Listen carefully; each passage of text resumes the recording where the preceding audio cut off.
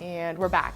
This week we're going to talk about Proxima Centauri. I read the comic so I can review it now, but also I went to Floating World Comics where the creator and writer of this comic, Farel Dalrymple, was signing new books, and he was nice enough to sit down and chat with me a little bit. Also, I read Age of X-Men Alpha, and there was a hell of a whole lot more facial hair than anybody can expect from an X-Men comic. It was strange.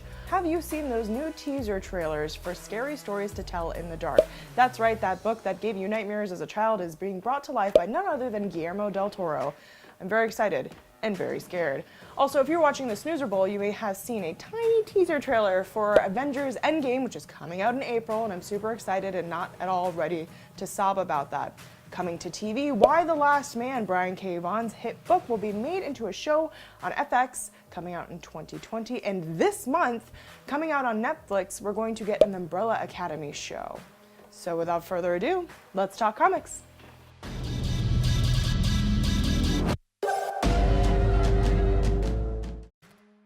If you follow me on Twitter, shameless plug for my Twitter, or if you follow Floating World Comics, shameless plug for their Twitter, you would have known that there was a signing this weekend of this book, Proxima Centauri, by Farel Dalrymple, the artist, writer, creator of this book. If you weren't able to make it, you missed out. But this book is incredible. He was nice enough to let me sit down and lurk with my camera and ask probably way too many questions, as is my MO. We talked about why the art in this book is so beautiful, what he thinks young creators should do, etc. So I'll just let him say it.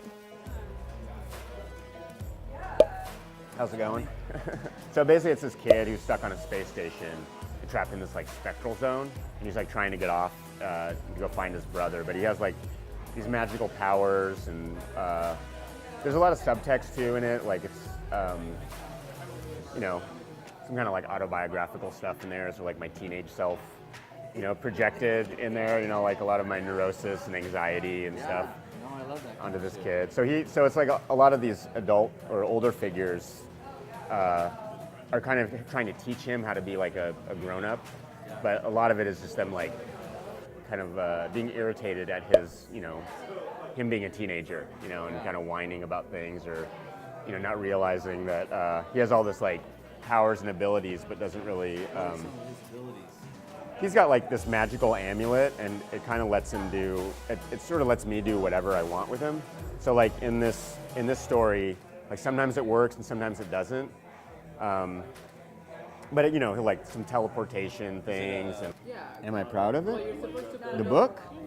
Yeah, it was kind of weird working on something where I had people looking at it almost immediately. I'm used to working for something on a long time and not having it be observed by anyone. So it was a little like nerve-wracking, I guess, in that sense. And I had a lot of like, you know, I struggled with, and I usually do, like struggle with a lot of like doubt, insecurity, or like imposter syndrome. And I felt like maybe if I sat on it a little longer, there would have been some different things that I would have done. So it's kind of a mixed bag, but I'm really happy with it. I'm pretty pleased with it. I did it as a series for Image Comics, and it was the first comic book series that I did all myself. Like I did a series for Marvel a while back called Omega the Unknown, where I worked with a writer and a colorist and stuff.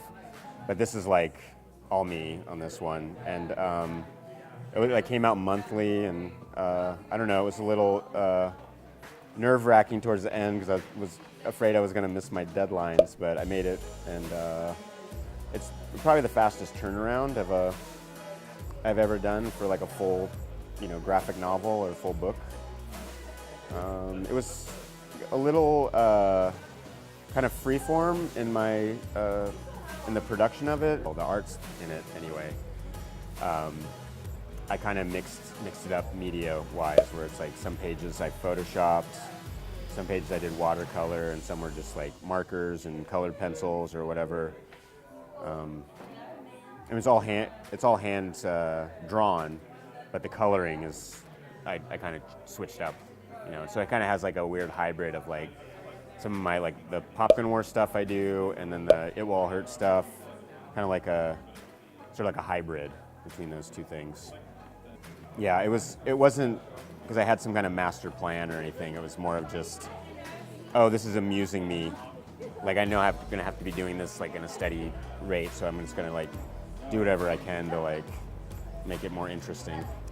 Well, I'm doing a series that I'm not sure who the public. Hopefully, Image will put it out. It's this character, Robot Todd. This guy here. What? If you're taking a picture, let me get it better. These ones are better. So this guy, he's on the cover of the book too. He's just sort of like this. He's featured more in a book I did called It Will All Hurt, and he's sort of like a regular character in that. And it's just going to be like a, I don't really know how to, maybe like a Fantasy Quest style story. And I haven't actually started drawing it yet. I've just been writing and thumbnailing and that sort of stuff. I'll be at Emerald City and in March, I think that's. And the only other show I have planned for this year is the Jet City show in Tacoma, and that's like October or something. So, well, if people want to break into comics, when they say that, like, how do I get into comics? You know, I usually just tell them to make a comic. Like that's what I did.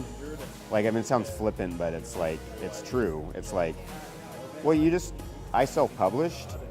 Like the first thing I did, I think I had it come out in 1999, and I went to an independent comic book show and just passed out my work to people, and it was like I was in a club all of a sudden, because there was like other cartoonists doing the same thing that were like, oh, you made this, cool.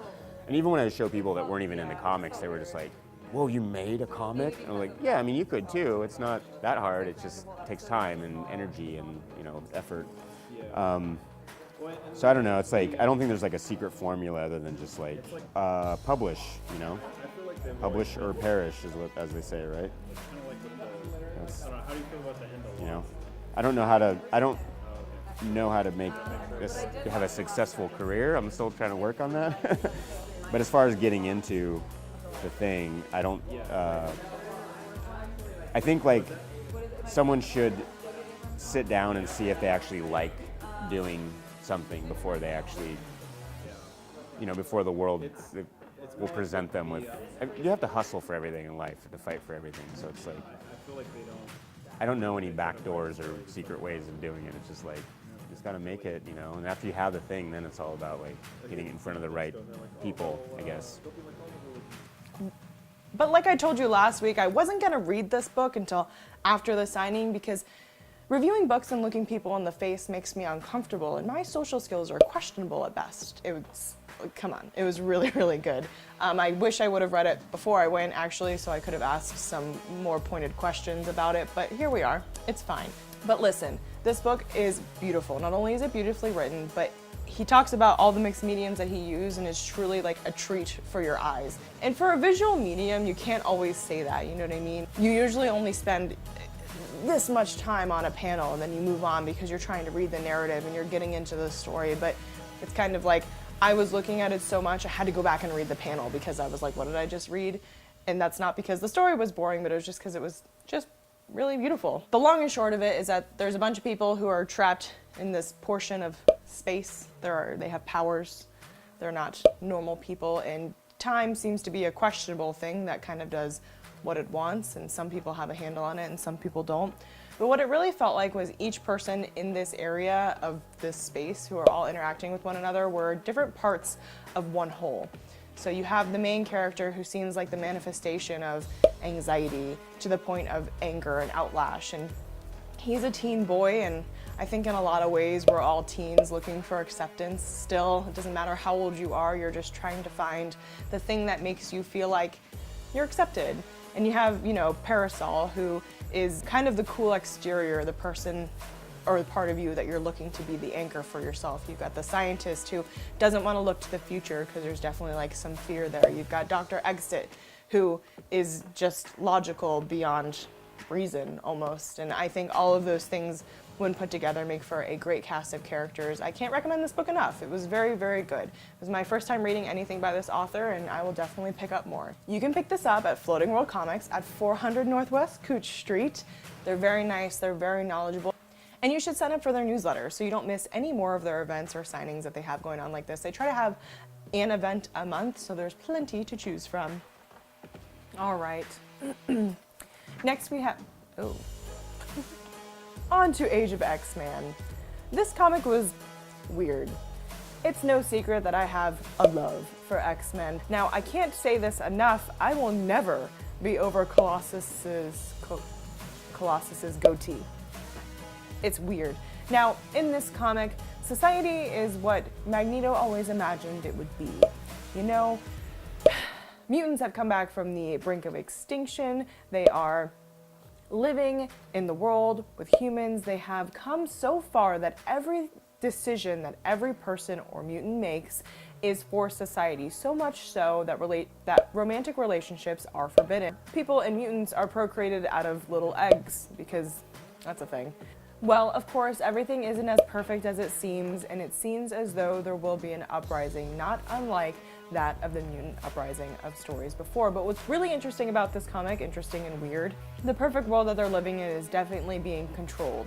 And it's controlled in a way that they can't exactly see right now. Who's in on this? It's hard for me to believe that someone like Magneto isn't in on something like that, but we'll figure it out as the comic goes on. But a few characters have their own little vignettes in this, and there's like a little asterisk, and it's telling you to go read number 1 of whatever issue that's coming out, like number 1 of X-Men Next Gen, which is something I'm gonna pick up when it comes out. So it's really suckering me in here, honestly. They know that I'm here for a good X-Men plotline, and they know that I'm gonna go and get most of those comics and read them and keep up with them because I'm just thirsty for the X-Men content. I'm a little mad that I haven't seen any Emma Frost, but I'm gonna pick those up to see if I find her somewhere. They know what they're doing to me and my wallet and my sanity. I've been had, I got. And probably so did you if you read this comic. And how about that little teaser trailer that showed up during the Super Bowl that I didn't care about, but there was the Avengers Endgame trailer that showed up, and listen, it looks like I'm going to sob during this movie. I openly sobbed next to a stranger during the last one, Infinity War. I had to pull my hoodie up over because it wasn't like a tear.